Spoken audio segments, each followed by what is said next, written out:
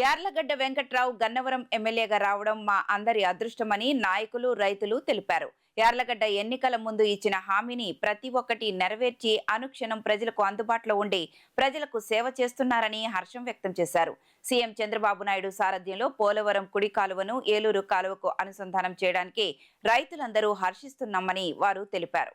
బాపులపాడు మండలం అంపాపురం గ్రామంలో తెలుగుదేశం పార్టీ నాయకులు ఎన్ఆర్ఐ కోడే రేవంత్ ఆధ్వర్యంలో ఏపీ ప్రభుత్వ విప్ ఎమ్మెల్యే యార్లగడ్డ వెంకట్రావు చిత్రపటానికి రైతులు, తెలుగుదేశం పార్టీ నాయకులు పాలాభిషేకం నిర్వహించారు. ముందుగా తెలుగుదేశం పార్టీ వ్యవస్థాపకులు నందమూరి తారక రామారావు విగ్రహానికి పూలమాల వేసి కూటమి నాయకులు నివాళులర్పించారు. ఈ సందర్భంగా కూటమి నాయకులు, రైతులు మాట్లాడుతూ పోలవరం కాలువ గన్నవరం నియోజకవర్గంలో ప్రవహించి ఏలూరు కాలువలో నీళ్లు రావడానికి సుమారు 100 కిలోమీటర్లు ప్రయాణించాల్సి ఉందని గుర్తు చేశారు.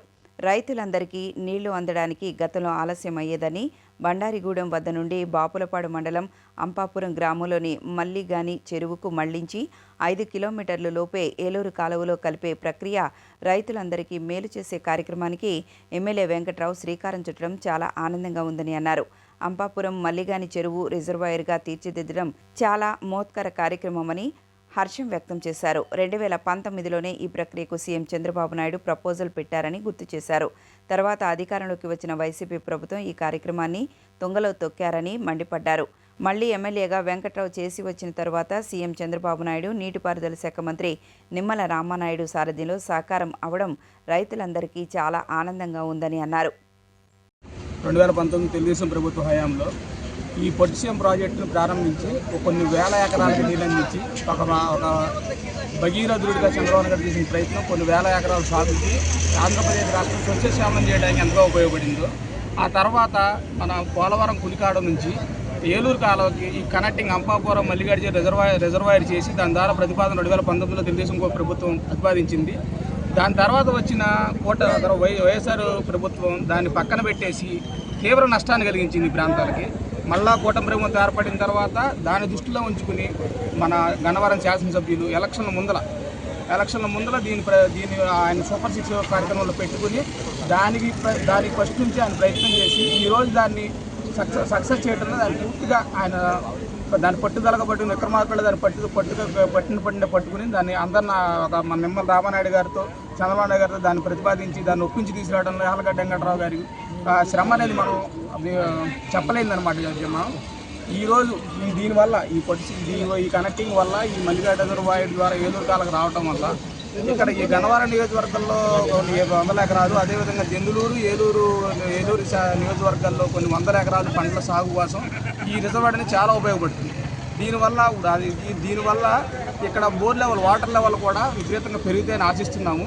ఈ గన్నవరం అభివృద్ధిలో ఈ వెంకట్రావు గారి మార్క్ అనేది దీని ఒక్క విషయంలోనే కాదు, ప్రత్యేకంగా బావులపాడు మండలంలో మల్లవల్లిలో ప్రాజెక్టులు తేవడం కానివ్వండి, దీనివల్ల కానివ్వండి బావులపాడు మండలాన్ని రాష్ట్రంలోనే ఒక ఐకాన్గా చూపించడానికి వెంకట్రావు గారు గన్నవరం నియోజకవర్గం నెంబర్ 1 ప్లేస్లో పెట్టి అందులో ప్రత్యేకంగా బావులపాడు మండలాన్ని ఒక ఐకాన్గా చూపించడానికి వెంకట్రావు గారు చేస్తున్న తీవ్ర కృషి ఆయన మనం అందరూ ఆశించవలసింది.